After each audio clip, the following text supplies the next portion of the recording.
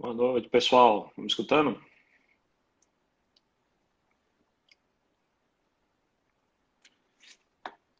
Opa, tá me escutando, Davi?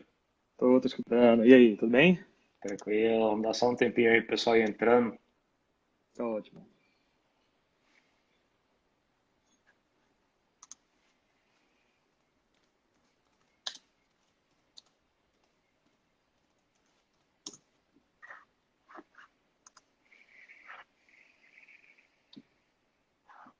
Muito frio aí?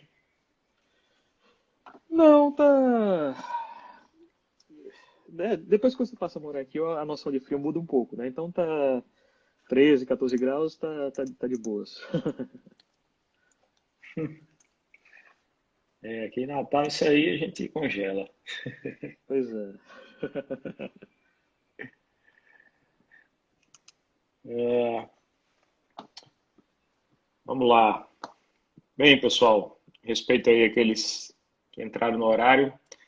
Então nós vamos fazer aqui hoje um bate-papo sobre microserviços, né? Que é um tema extremamente relevante. E aí convidamos aí o Davi Ricardo. Davi é enfim, além de um amigo aí, um colega de faculdade, né? É. Fizemos aí engenharia de computação em conjunto e depois trabalhamos aí no início aí do SIG UFRN. Quanto é quando, Davi, do SIG É, UFRN? 2004, 2012, foram quase 8 anos aí. 8 anos aí, a gente trabalhou muito na questão da arquitetura dos SIGs e, enfim, é uma arquitetura que, apesar de não estar aí com os conceitos mais atuais, mas que se mostrou bem robusta, né? Tá aí até hoje, né? Tá aí até hoje, com muita gente evoluindo o código e a coisa aí se mantendo. E aí hoje ele está no desafio na Suécia. Queria que você Isso. começasse aí falando um pouquinho aí desse desafio que você está, o que é que você faz, para que a gente possa entrar aí no tema de microserviços. Tá. Então, eu trabalho aqui na Suécia, na Sodexo. A Sodexo é uma empresa conhecida, acho que boa parte do mundo, né? E aí no Brasil o pessoal conhece muito a Sodexo pelos cartões de alimentação, de refeição, né? Vale alimentação, vale refeição, tem vale combustível, tem muita coisa que a Sodexo oferece. É, O Brasil, inclusive, é muito provavelmente o maior mercado da Sodexo no mundo, né? Mas bem, eu trabalho na Sodexo e eu trabalho na área de pagamentos, certo? Então, aqui nós também temos um cartão, que diferentemente do Brasil a gente não tem um cartão para refeição, um cartão para alimentação, um cartão único para tudo, né? E eu trabalho no sistema que processa esses pagamentos do cartão, os pagamentos dessas refeições, pagamento do supermercado, tá? E esse sistema em que eu trabalho, na verdade, tá? É, a Sodexo aqui na Suécia não começou do zero, tá? A Sodexo aqui na Suécia começou com uma startup chamada Rikslunchen, e a Sodexo na época que essa startup começou aqui não estava no país, né? Então a Sodexo queria entrar na Escandinávia e entrou comprando essa startup, né? Para entrar já com um portfólio de clientes, tá? E quando a Sodexo comprou essa startup, a Sodexo recebeu um sistema problemático, tá? Um sistema grande, mas que as pessoas não conheciam o que tinha dentro dele, um sistema que é, não tinha nenhum tipo de monitoramento, então as pessoas não sabiam o que estava acontecendo com ele. Se o sistema saísse do ar, por exemplo, ninguém ficava sabendo, a não ser que alguém ligasse para reclamar. E isso aconteceu, inclusive, várias vezes, de o sistema passar horas fora do ar e ninguém perceber até que alguém ligasse reclamando. É um sistema que, pela sua natureza, precisa de alta disponibilidade, certo? Se o sistema estiver fora do ar, ninguém vai pagar. Ninguém vai usar o seu cartão lá no restaurante para comprar o seu almoço, o seu jantar. é um sistema que precisa de muita disponibilidade. Mas é um sistema que precisa de muita disponibilidade e que qualquer update que a gente fizesse nele demorava vários minutos, né, com o sistema fora do ar para atualizar tudo e o sistema ficava todo fora do ar, independente do que a gente atualizasse, E certo? era um monolitão. Um monolitão. Um monolitão, assim, no melhor, assim, no melhor sentido da palavra, né? O sistema único que fazia tudo para a empresa, tá certo? E eu fui contratado pela Sodexo justamente para mudar esse sistema, para que, usando, certo, uma arquitetura de microserviços, a gente pudesse quebrar esse sistema em pedaços menores, relativamente independentes. A gente sabe que é impossível que eles sejam realmente independentes, mas, assim, pelo menos que eles possam funcionar de forma razoavelmente independentes, né? E que a gente, com isso, né, a gente conseguisse melhorar todos esses problemas que a gente tinha nesse software. Tá? Então, eu vim para cá com essa missão, né? Eu vim para cá com esse objetivo. Acabei me interessando muito pela área de pagamentos e a Sodexo acabou me treinando também muito nessa área de pagamentos e eu também fui responsável, por exemplo, pela implementação do Apple Pay, do Google Pay aqui, tá? Então, muito trabalho, um trabalho muito interessante. Assim, os microserviços foram essenciais, tá? Para que a Sodexo conseguisse crescer desde o momento em que comprou essa startup até hoje. E, Davi, então assim, vocês tinham um grande monolito que tinha um problema de Exato, disponibilidade, de monitoramento. Então, exato, é um sistema que tem 24/7, funciona SaaS. Então, assim, praticamente você tinha exato. todos os requisitos que são importantes para fazer uma mudança para microserviços. Uhum. Qual foi a stack que vocês decidiram? Por que que vocês utilizaram ela? Fala um pouquinho aí da stack dessa mudança, né? Vou sair do monolito, vou para microservices. Então, Tá, o que é que vocês decidiram usar? tá. É importante falar que, assim, nós somos um time pequeno. A Sodexo aqui é muito pequena em relação a outros países, né? A nossa TI tem somente 5 pessoas, certo?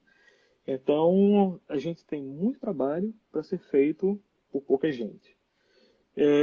Então, quando a gente decidiu, vamos migrar para microserviços, a gente decidiu que a gente teria que usar uma stack que fosse conhecida por todo mundo da equipe. Afinal, a gente não podia perder muito tempo. A gente estava com um sistema que saía do ar e ninguém sabia o que estava acontecendo, né? Então a gente precisava fazer rápido. Então a gente precisava de um stack que a gente conhecia. A gente precisava trabalhar em uma linguagem que todo mundo conhecia, no caso Java. A gente precisava trabalhar com um framework que todo mundo conhecia, Spring. E trabalhando com Java, trabalhando com Spring, querendo usar microservices, eu particularmente acho que uma das melhores soluções que a gente tem é usar a Stack Spring Cloud. A Stack Spring Cloud é um conjunto de softwares, tá certo? Que foi criado originalmente pela Netflix. A Netflix tem uma arquitetura de microserviços fortíssima, tá? E a Netflix acabou doando esse código. A Netflix já tem uma cultura de open source, a Netflix já tem um site que disponibiliza muitos softwares open source dele, mas eles acabaram doando essa stack para o Spring. E o Spring batizou essa stack como sendo Spring Cloud. Tá? Então, a gente começou usando o Spring Cloud, com, por exemplo, o Eureka como um Service Registry. Né? Cada um dos serviços se registravam nesse Eureka, depositavam suas informações nesse registro, e os outros serviços que precisavam se comunicar com ele poderiam ir ao Eureka pegar essas informações, né? Ao invés de a gente precisar ficar replicando configurações ou coisas do tipo. É o Né? novo JNDI, né? Exatamente, é o mesmo princípio, né? Um registro onde a gente passa uma chave e a gente recebe as configurações, né? Exatamente o mesmo princípio. É, nós temos também o Zool, que é um API Gateway, certo? É, basicamente um gateway que vai concentrar aí toda a API de todos os serviços e a gente, quando for fazer a chamada a um serviço, a gente vai fazer a chamada através desse API Gateway. A gente tem, por exemplo, o Hystrix, que é uma coisa muito interessante, que é um sistema de circuit breaker, tá? Um circuit breaker nada mais é do que uma forma de a gente ter uma alternativa de execução caso um serviço tenha uma falha, né? Então, a gente tentou requisitar um serviço, esse serviço falhou, a gente vai ter um fallback, a gente vai ter uma alternativa, né? Então, o Hystrix faz esse papel, tá? Então, a gente começou justamente com isso, né? Com toda essa stack do Spring Cloud, que, em minha opinião, se você está trabalhando com Java, com Spring, é o melhor lugar para começar. Tá. E você usa, no caso do Zoom, né? Você usa ele para Isso. comunicação intra-microservices ou você usa ele basicamente para comunicação da sua API externa, digamos, do front para o back? A gente usa hoje em dia, tá? Porque a arquitetura foi evoluindo, tá? A gente iniciou com o Zoom servindo para tudo, basicamente. Hoje em dia, a gente usa basicamente para comunicação de front e back-end, porque hoje em dia a gente usa Kubernetes. Então a gente usa os próprios serviços do Kubernetes para realizar a comunicação entre um serviço e outro. E no caso do Zoom também você chegou a colocar rate limit, todo, ou basicamente ele trabalha nas rotas para os seus microserviços. Vocês chegaram a fazer, como é que, por exemplo, regras diferentes para API pública? Vocês têm API pública que tem que estabelecer regras diferentes de requests? Ou é mais chegar a usar, por exemplo, alguma coisa como front-end for back-ends? Ou é um Uh, único gateway para todos? tá. É, bem, nós temos sim alguns serviços com regras diferentes, tá? Mas esse sistema de pagamentos é um sistema que ele é basicamente só back-end, tá? O que a gente tem de front-end para ele é, na verdade a gente não tem front-end exatamente para esse sistema, né? A gente tem um outro sistema que a gente está desenvolvendo agora, certo? Que é um sistema para substituir o CRM que a gente tem hoje, que é muito antigo e que não estava atendendo às necessidades de crescimento da empresa. E nesse a gente está usando sim um front-end for back-end. Mas assim, no sistema de pagamentos não. No sistema de pagamentos a coisa é só puramente back-end. A gente recebe requisições de transações, a gente faz o processamento de requisições de transações e a partir do processamento dessas transações a gente dispara eventos, puramente back-end. Para quem está nos assistindo que nunca viu Hystrix ou um Circuit Breaker, na realidade a ideia é que quando você tem um determinado microserviço que ele começa a ter uma latência muito alta ou ter problema, isso vai gerando uma cascata, né? Então, supondo que um chame o 2, o 2 chama o 3 e o 3 começa a ficar lento, naturalmente isso vai refletir no 2 e vai refletir no um. Então, é muita ideia do disjuntor mesmo ali. Agora tem um circuito Isso. elétrico, o negócio está pegando fogo, pô, você desliga, porque é melhor você dar erro e você simplesmente não ir ali do que você gerar uma cascata de latência para o seu sistema todo. Vocês já chegaram a Exatamente. passar por alguma coisa assim? Então, depois que a gente começou realmente a separação do sistema, do monolito, em vários microserviços, tá certo? A gente adicionou vários. Eu acho que adicionou um circuit breaker em vários pontos. Acho que o principal deles é no que a gente chama de gateway, tá certo? O Transaction Gateway. Não é o API Gateway, é o Transaction Gateway, que é aquele módulo que recebe as transações da operadora de cartão. No nosso caso aqui, a gente trabalha com Visa, então nossos cartões são Visa, a gente recebe as transações da Visa. Tá? Esse sistema, a porta de entrada das transações do sistema, certo? Então, para que a gente consiga processar essas transações, a gente precisa que o sistema esteja responsivo. A gente precisa que o sistema de validação da transação esteja responsivo. A gente precisa que o sistema de processamento da transação esteja responsivo e por aí vai. Então, nesse caso, a gente ter uma rota alternativa para se a gente tiver um problema nesses outros serviços que vão processar a transação, se a gente tem uma rota alternativa para caso esses serviços falhem, né, é essencial. E a gente tem isso no caso do gateway, tá certo? Caso o gateway não consiga se comunicar com o sistema de processamento de transação, a gente vai assumir um risco, tá certo? Essa é uma regra definida pelo negócio. A gente vai assumir o risco de que pode ser que o dono do cartão não tenha saldo suficiente e tudo mais. A gente vai assumir o risco e vai poder autorizar transações até 200 coroas, 20 euros mais ou menos, né? Então, a gente tem sim circuit breakers ao longo do sistema, mas esse provavelmente é o mais importante deles, né? É o que foi primeiro implementado e foi assim, é o que, quando é usado, né, é o mais usado. De fato, assim, o que é uma das coisas que a gente vai conversar ainda, mas a gente conseguiu uma melhora gigantesca no desempenho do sistema, na disponibilidade do sistema, e hoje em dia a gente praticamente não usa esses circuit breakers, mas quando eles precisam ser ativados, eles são extremamente importantes. Show.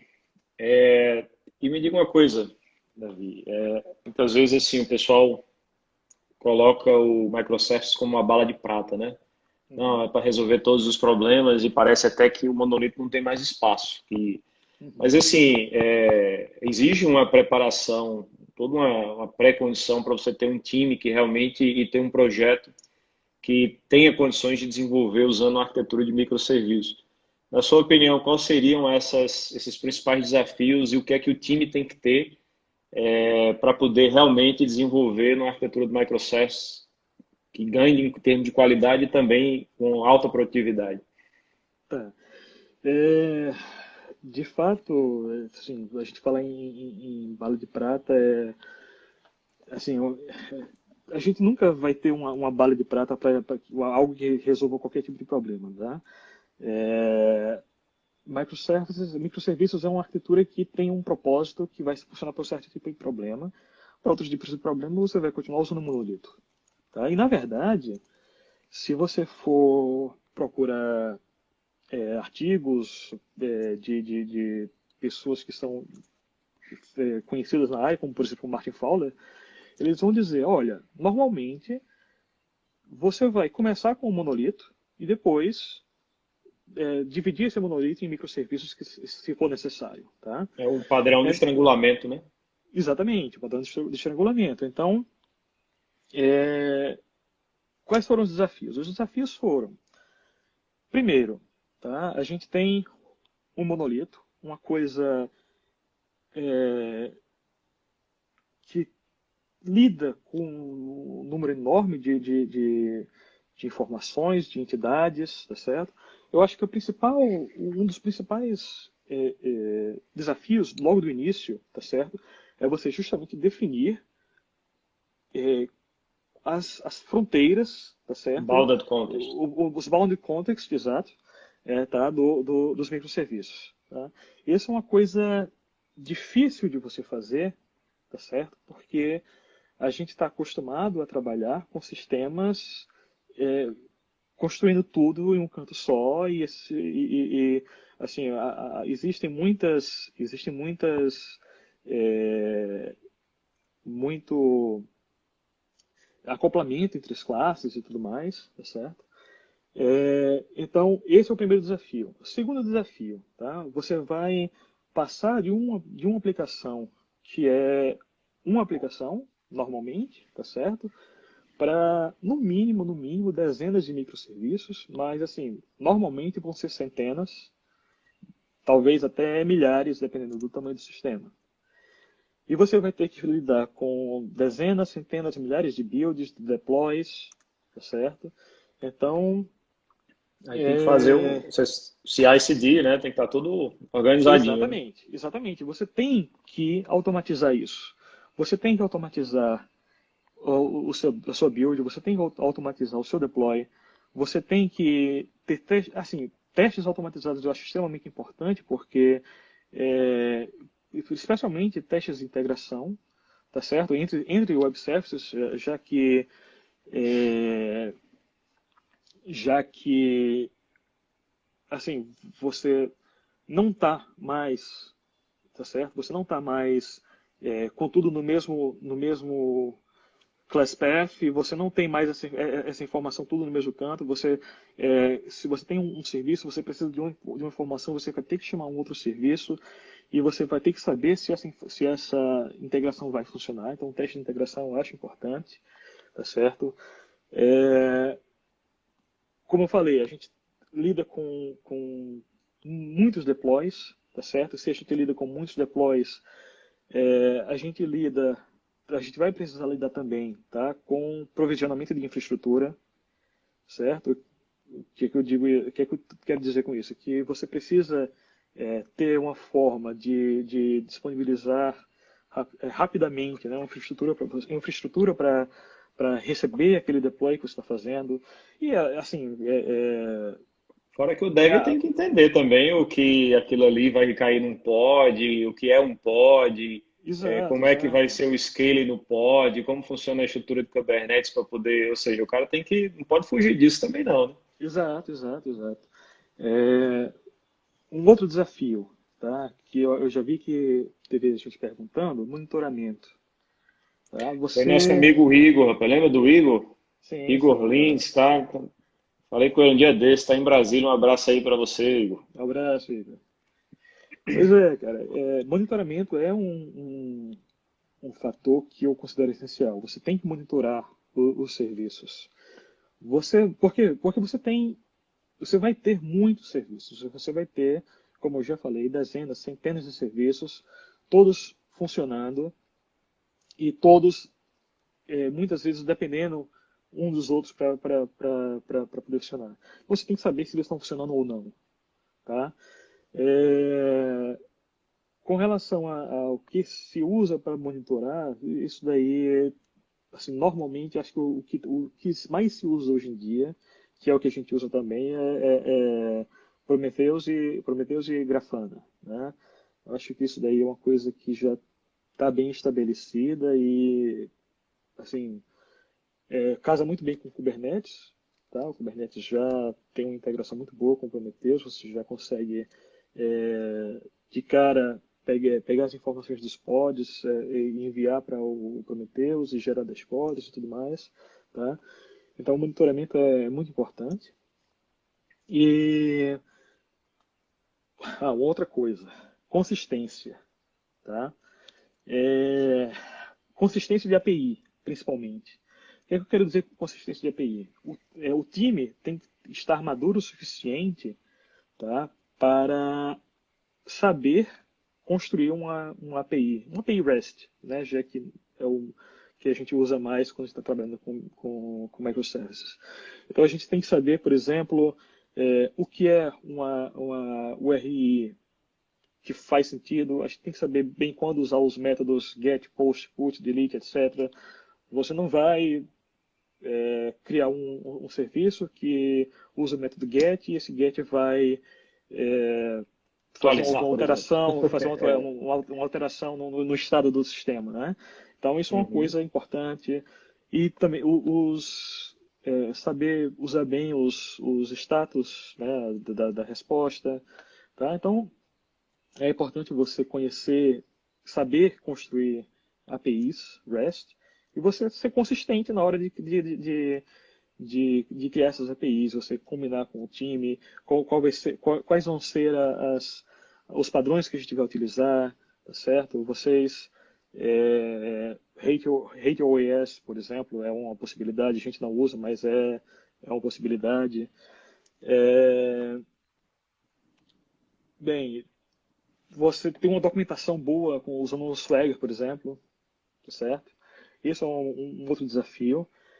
E mais um desafio, que esse talvez seja o mais, não, talvez seja o mais difícil de resolver para quem está vindo de um monolito, que é o que se chama de consistência eventual.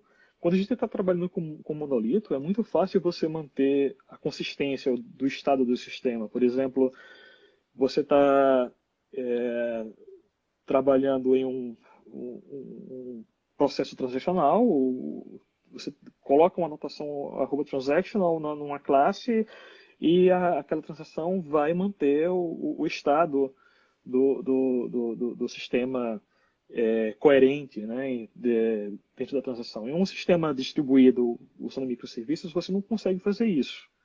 Você não consegue ter uma transação, você não consegue ter uma transação entre bancos, né, entre bancos separados. Na realidade, a É, gente, quando estava no J2EE, tinha uma vantagem, né? Que se tinha lá o JTS, se usava o protocolo com XOpenXA, certeza, se fazia o exatamente. Distributed Transaction Processing, né? Para poder propagar tudo, era commit to phase, tal, tal, tal. Agora, ou Exatamente. seja, cada microserviço só é uma transação local. Então, uma pergunta aqui, o que é que vocês fizeram para sistemas financeiros? Se usam Saga?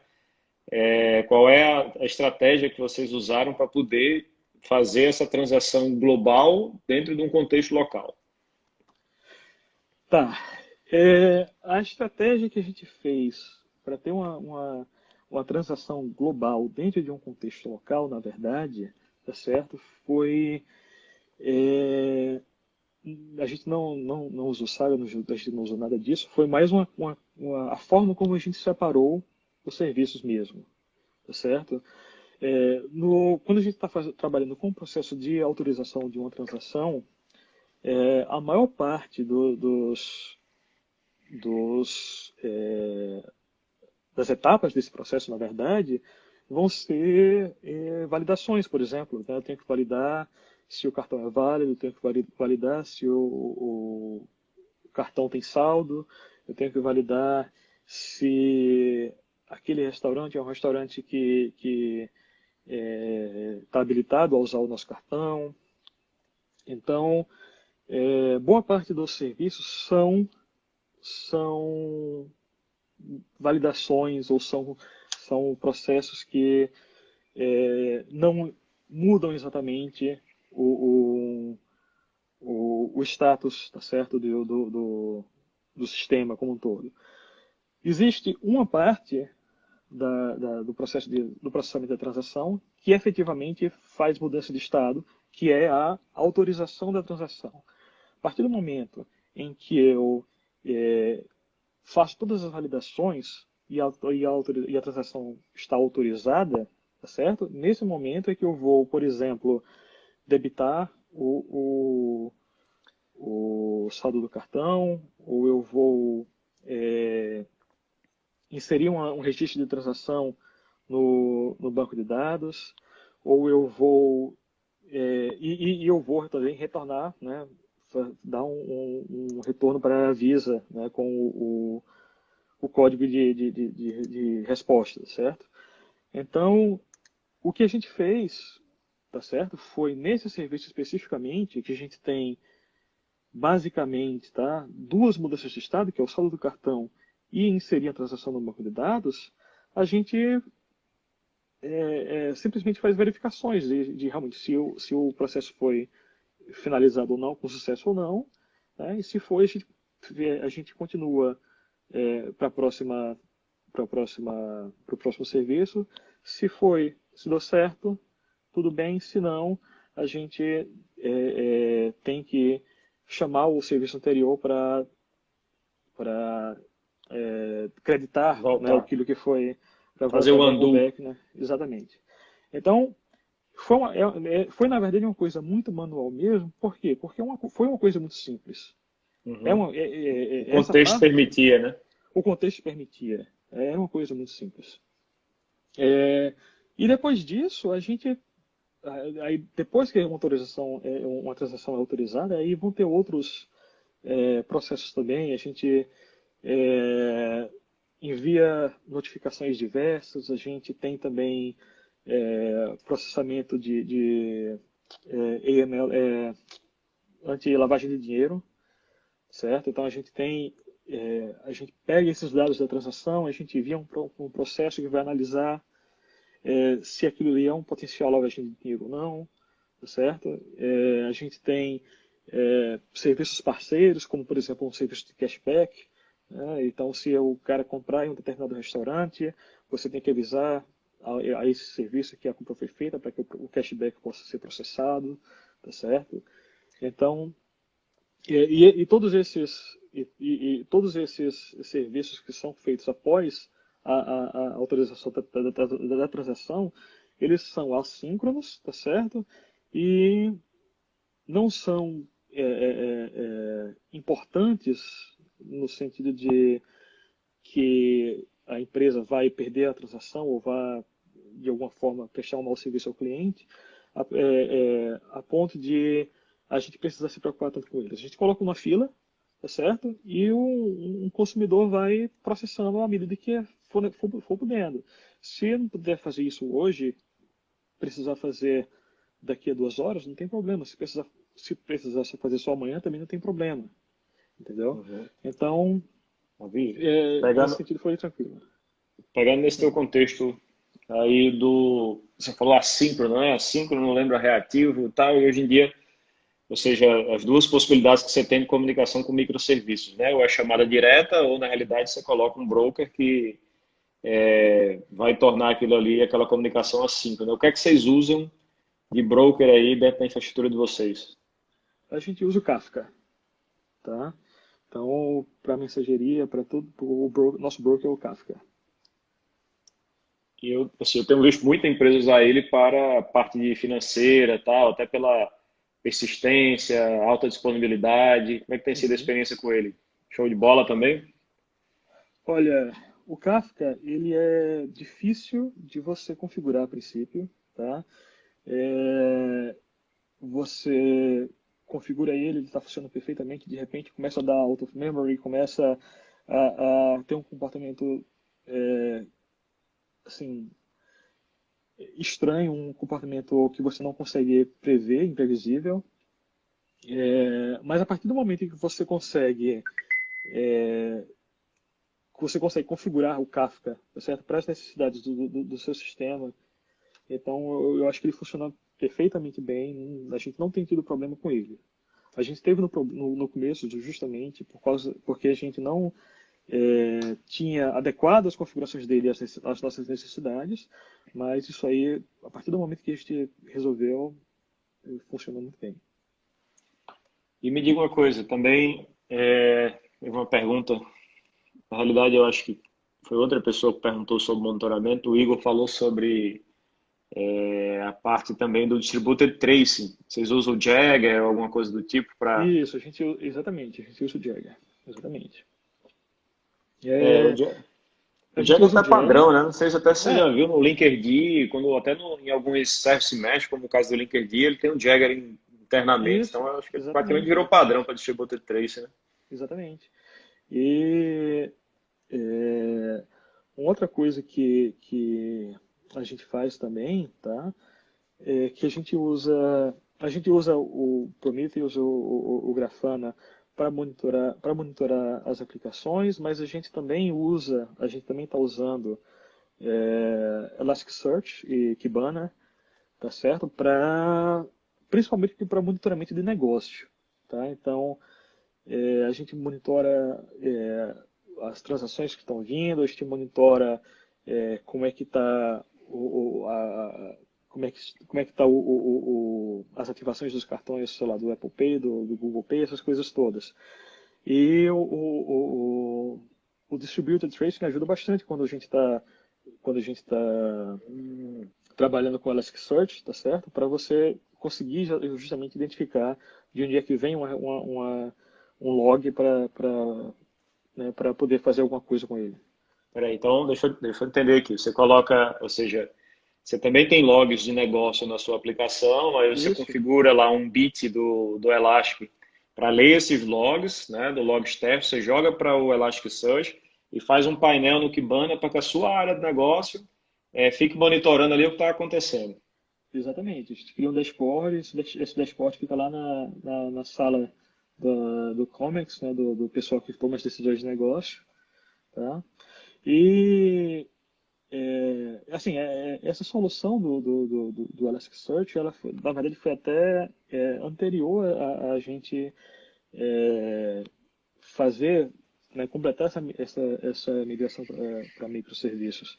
É, assim, a primeira fase, na verdade, que a gente teve foi implantar monitoramento. A gente tinha que saber o que estava acontecendo para poder decidir o que a gente ia fazer. Né? E o Elasticsearch também foi muito importante para o monitoramento da parte do negócio. Aí. Cara, eu também compactuo com esse depoimento. A gente usa fortemente Prometheus e Grafana e também coloca os logs para o Elasticsearch para você descobrir o que está acontecendo. Assim, é show de bola, realmente. É uma coisa bem. É, Davi, vamos falar um pouquinho sobre banco, né? certo. Ou seja, Uhum, como é que vocês usaram aí na estratégia dentro? Vocês tinham um monolito, provavelmente um banco uhum. só. Isso, E exato. aí, quando foram para microserviços, como é que essa separação do balda de context na parte da aplicação, ok. Uhum. E no banco, como é que a coisa aconteceu? Tá. É, a separação de pauta de context sempre é uma coisa, assim, não vou dizer complicada, mas não é trivial. Não é uma coisa que você vai olhar o negócio e vai encontrar a solução de cara, não é. Mas, assim, no nosso caso, tá, a gente tinha justamente um banco de dados único com todas as tabelas é, que faziam parte de todo o nosso processo de autorização de transações, de clientes e tudo mais. Tá? E a partir do momento em que a gente fez a separação dos bounded contexts, a gente verificou tudo aquilo que era compartilhado entre, é, entre os serviços, tá certo? E no nosso caso, normalmente, o que era compartilhado entre os serviços? Dado de cartão, certo? E dados pessoais. Eu preciso, por exemplo, se eu vou autorizar uma transação, eu preciso saber qual é o cartão, eu preciso saber quem é o dono daquele cartão para eu saber qual é o saldo dele, por exemplo. Se eu vou criar um novo cartão, eu preciso saber para quem aquele cartão vai ser criado e etc. Né? Se eu for é, fazer uma carga, né, a gente chama de top-up, se a gente for fazer uma carga né, do dia do cartão do dia do pagamento, a gente precisa também saber qual é o cartão, a gente precisa saber qual é a pessoa que vai receber aquele dinheiro, tá certo? Porque a partir do momento que a gente conhece a pessoa, a gente também pode é, pegar as configurações de top-ups dele, as configurações de carregamento do cartão. Tá? Então, essas duas informações a gente percebeu que eram muito espalhadas pelo sistema. O que foi que a gente fez? Tá certo? A nossa estratégia, e foi uma estratégia que a gente adotou não apenas pela questão de microserviços, mas também por uma questão legal, tá certo? Foi a seguinte, certo? A gente pegou todos os dados de cartão, a gente colocou em um banco. E esses dados de cartão, eles precisam ser criptografados, certo? O número do cartão, é, data de expiração, o código de verificação e tudo isso, certo? A gente pegou os dados pessoais, a gente colocou também em outro banco. E tudo isso também teve que ser criptografado por causa do GDPR, né, que é a versão europeia que deu origem à LGPD no Brasil, certo? Então todos os dados pessoais tinham que estar criptografados também, certo? É, a gente também tinha dados de cartão, certo? Que eram, na verdade, não é exatamente aquele tipo de dado de cartão, mas é dado da conta do usuário, tipo quanto ele tem de saldo, certo? Quanto um usuário tem de saldo. Isso aí também ficou em outra parte do sistema. Toda a parte de clientes ficou separado. O cliente, não, o cliente, na verdade, nosso cliente não são os portadores dos cartões, são as empresas que dão cartões para os funcionários, tá certo? Os clientes ficaram também em outro banco de dados, porque o cliente, por exemplo, não tem nada a ver com o processamento de uma transação. Então, a gente fez essa separação e o que a gente fez para possibilitar a comunicação, tá certo, entre os serviços que acessam esses dados separados foi utilizar um, um número, certo, um identificador para os cartões, um identificador para as pessoas e esse identificador sendo algo comum no sistema. Então, Uhum. cada um dos nossos cardholders, cada um dos nossos portadores de cartão tem um número, tá certo?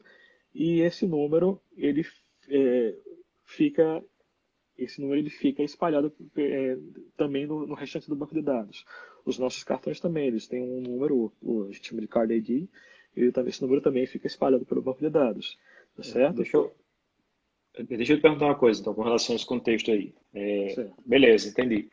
Mas no contexto seguinte, supondo que vocês desligaram o monolito e colocaram o microservice no ar, o microserviço no ar, porque Uhum. se você tem que conviver com os dois, né, e isso em geral você tem que conviver isso durante um tempo, a Uhum. parte de mudança de banco de dados acaba limitando.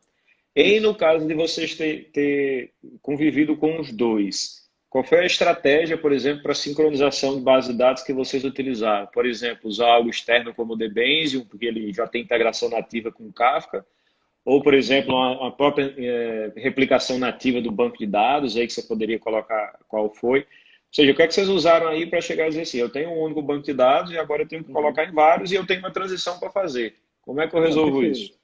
Perfeito. Não, inevitavelmente, quando você vai fazer uma transição de monolito para microserviços, você vai acabar tendo aí que trabalhar com o banco do monolito, que é o banco dos serviços, tá certo? E você vai ter que ter uma replicação. No nosso caso, tá certo? Acho que talvez por ter sido uma sincronização de dados simples, tá certo? Desses números, desses identificadores, a gente usou a replicação do próprio banco de dados. A gente usa o MySQL, tá certo? Então a gente usou a replicação do próprio banco de dados. É, mas, de fato, assim, é uma coisa, assim, definitivamente que não é trivial. Provavelmente, tá certo? Provavelmente vai ser o maior desafio que a gente vai ter quando tá migrando de uma arquitetura monolito para uma arquitetura de microserviços, certo? E assim, para dizer para você que solução usar, eu acho que como qualquer problema, a resposta depende, entendeu? No nosso caso, uma coisa muito simples, a replicação do banco resolve. Se não, você pode usar algum tipo sei lá, de ETL, você pode usar, sei lá, tem muitas possibilidades aí, mas no nosso caso foi uma coisa simples mesmo. O que eu tenho visto mais é quando as pessoas estão buscando ETL ou processos para usar o Debenzium, né? Já vi Sim, sim. várias startups usando o Debenzium, que ele inclusive é multi-database, e aí essa característica de você poder, no microserviço, né, usar o melhor banco para aquele problema que você está tendo, então ele pode até, na realidade, pegar um MySQL e jogar para um Mongo ou Isso. jogar para um Cassandra. Uhum. E, Davi, e outra coisa, assim, nós, particularmente aqui na SIG, vimos uma diferença gigante entre você ter, na realidade, um stack, mesmo uma stack de microserviços com e sem Kubernetes. Ou seja, Kubernetes é assim, é um ponto de virada É. importantíssimo. Como é que vocês viram isso aí? Desde quando vocês estão usando? Tá. A gente começou por restrições de tamanho de equipe mesmo, por priorização, né? A gente tinha coisas importantes para resolver, monitoramento, deixar o gateway é, assim, estável, tá? Então a gente tinha muitas coisas importantes e o Kubernetes não foi a nossa prioridade, tanto que a gente migrou para o Kubernetes, assim, efetivamente há mais ou menos um ano. Menos de um ano, na verdade. A gente está em setembro, né? Menos de um ano.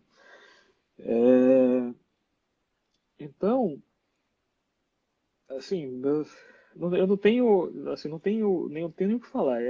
Usar Kubernetes, algo que a princípio, né, pode parecer que vai ser algo muito complicado, que vai trazer muito trabalho, ou que vai trazer muita complexidade para o sistema. Na verdade, eu acho que, assim, facilita tanto mesmo a conquista de alta disponibilidade, a conquista de escalabilidade, que eu diria que, cara, se você quer fazer uma arquitetura de microserviços, tente usar o Kubernetes.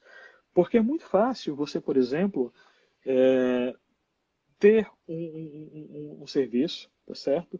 Que está com uma certa carga de uso. Por exemplo, no nosso caso, tá certo? A gente tem um cartão refeição. Quando é que o cartão refeição é mais usado? No horário das refeições, café da manhã, Almoço. almoço, jantar, certo? De madrugada praticamente não é usado, certo? Então, a diferença de uso do sistema, tá certo? Nas diferentes horas do dia é muito diferente, certo? De madrugada, praticamente nada. Na hora do almoço, são milhares de transações por segundo, certo? Então, fazer esse tipo de escalonamento com o Kubernetes, você ter um certo número de instâncias do seu serviço rodando, certo? E à medida que a demanda vai crescendo, à medida que vai chegando a horário de almoço, o número de instâncias ir aumentando, automaticamente, quando acabar o horário de almoço, que a demanda for diminuindo, o número de instâncias ir diminuindo, e por aí, assim por diante, fazer isso com Kubernetes é trivial, Tem um certo? Você parâmetro. difícil, um parâmetro de configuração. Fazer isso com Kubernetes é trivial. Então, é, assim, não é impossível, longe disso, não é impossível você usar microserviços sem Kubernetes. Mas eu acho que facilita muito a vida. Facilita muito mesmo. É Eu fora. ouso dizer, licença, eu ouso dizer que, assim, você pode até não usar, é, você pode até não usar Kubernetes, mas eu acho que você usar containers, se você usar Docker com algum orquestrador, é essencial. Eu acho muito difícil você conseguir atingir os objetivos de uma arquitetura de microserviços sem usar containers. Até porque o próprio surgimento do Kubernetes também matou a possibilidade, a necessidade de você ter uma Eurica, né? Você nem Isso, precisa exato. mais. Exato, não precisa mais. A gente começou usando porque a gente não tinha o Kubernetes no início, mas hoje em dia a gente já não usa mais. E agora, assim, óbvio que isso é uma evolução, mas a depender até da arquitetura, se o camarada colocar alguns service meshes, por exemplo, Uhum. a gente está fazendo as avaliações com o Linkerd, ele já começa a tirar algumas outras. Eu posso, por exemplo, colocar o API Gateway nele, né? Isso, exato. Posso, a questão do Distributed Tracing já fica nativo também. Então, uma Isso, série de também, facilidades, né? também. O Circuit Facilita Breaker já bastante. pode ficar nele também, Uhum. né? Usar um Service Mesh vai facilitar muito. É, mas, assim, é, no nosso caso, que a gente queria uma solução rápida, assim, o mais rápido possível, a gente decidiu ir para a arquitetura, para o stack do Spring Cloud e no futuro ir para um Service Mesh. O problema é que até agora tem funcionado tão bem que a gente não. Para que mudar, né? Para que mudar? Exato. Tem tanto Exato. problema para resolver, o negócio está funcionando, o Exato. cara vai, não, Exato. vou mudar porque isso é uma coisa importante, né? Às vezes Exato. Exato. a novidade, não pode usar a novidade só pela novidade, ela tem que agregar Isso, valor em exato. alguma coisa. Então, eu Exato, estou exato. trazendo aqui um Service Mesh porque eu tenho este problema no meu negócio que vai ser resolvido por ele. Não, ele Uhum. não vai resolver nenhum negócio, é só para dizer que eu estou usando Service Mesh, para que usar? Exato, Não tem exatamente. necessidade, né? É. Show, meu amigo. A gente está chegando aí nos nossos 10 minutos finais aqui.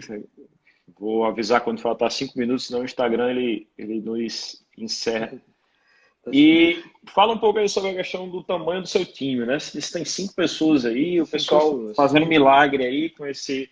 E esse todo o pessoal é de back, ou é o time todo, como. Cara, nós temos. São cinco pessoas, tá certo?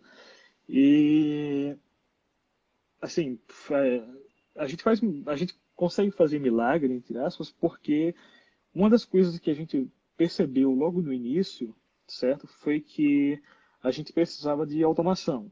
Então, muito do nosso trabalho é automatizado, certo? Então, é, o CI/CD, análise de código com Sonar, é, sei lá, o próprio Kubernetes que automaticamente cuida da infraestrutura de escala na pod, etc. Então a gente percebeu, né, que com um time pequeno, automatizar é essencial, né? E assim, hoje em dia a gente está trabalhando um pouco mais com front-end, tá certo? Mas assim, no início, assim, 99% do nosso trabalho era back-end.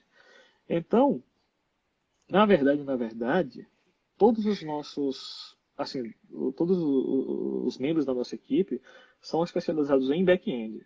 Só que agora a gente está tendo que se virar um pouco com front-end porque surgiu necessidade de trabalhar com front-end, né? Mas assim, não é a especialidade de ninguém. A gente está trabalhando, a gente está tentando fazer alguma coisa com front-end, mas assim, a especialidade de todo mundo na verdade é back-end. Então vamos lá, vamos fazer uma revisão aí, que muita gente está assistindo e fica interessado também na questão da stack, né? Então vamos começar Só por uma, baixo. Pois não. Só uma coisa que uma pessoa fez uma pergunta com relação à infraestrutura, se a gente usava próprio ou cloud. Isso também é uma coisa interessante, porque a gente usava infraestrutura própria a princípio, a gente migrou para a AWS e os custos com a infraestrutura da gente caíram para por menos da metade, tá? Depois que a É, gente mudou para a AWS. além da sua elasticidade, não tem limites, né? Essa é a grande Exatamente, vantagem. Então exatamente. vamos lá. Java de linguagem, Spring Já na vou. realidade no contexto, Service REST usando Eureka, usando o Breaker do próprio Hystrix, né? Isso. Usando o Spring Zoo como API Gateway, Uhum. usando o Kafka como broker, banco de dados MySQL, front você não falou, né? Mas acho que vocês usam o React, Front, né? React, exato. É. E faltou alguma coisa aí na stack? Sim, Ah, O Jagger como estratégia distributed trace, né? isso, Jagger, falou banco, MySQL, é, Prometheus e Grafana para monitoramento, Elasticsearch Kibana para monitoramento também, só que mais a partir do negócio, é, Docker, Kubernetes, Stack. para CI/CD, a gente usa Bitbucket e o Bitbucket Pipelines, que é uma ferramenta de CI/CD do próprio Bitbucket, tá? A gente usa Sonar para Da análise de Atlassian, né? código, exato, da Atlassian, E vocês usam Jira, então, para também, isso, exato, é o pacote inteiro da Atlassian. E tem alguma diferença, por exemplo, com o próprio CI/CD do GitLab? Tem algo que você viu lá de diferente? Olha, eu sei que o GitLab agora, porque o CI/CD do Pipelines, ele é totalmente baseado em Docker. Então ele tem imagens lá para você, por exemplo, fazer deploy em Kubernetes. Ele tem imagens lá para você já fazer deploy Java com Maven, qualquer coisa assim.